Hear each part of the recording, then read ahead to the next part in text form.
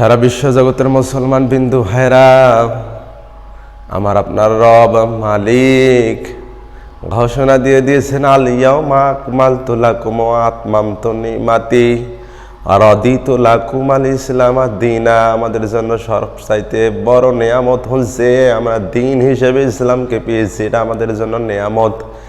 এই জন্য আমার মুসলমান বিন্দু ভাইরা, আল্লাহর পছন্দের দিন ইসলাম, এটা আমরা নেয়ামত হিসেবে পেয়েছি। আর এই নিয়ামত হিসাবে পাওয়ার পরে দিনের যদি কাজ না করি, দিনের যে রীতিনীতি রয়েছে, যে কাজগুলো রয়েছে, এই কাজগুলো যদি আমরা করতে না পারি, আমরা কিন্তু ধরা খেয়ে যাব। সারা বিশ্ব জগতের মুসলমান ভাইরা, এই জন্য দিন যেহেতু আমাদের শ্রেষ্ঠ নিয়ামত, এই শ্রেষ্ঠ নিয়ামত পাবার পরে দিনের সঙ্গে জড়িত হয়ে দিনের কাজগুলো করতে হবে। আর দিনের কাজ করতে গিয়ে যদি জীবন দিতে হয় দিব, যদি রক্ত দিতে হয় দিব, যদি ফাঁসিতে ঝুলতে হয় ঝুলবো, তবু বাতিলের কাছে মাথা নত করব না।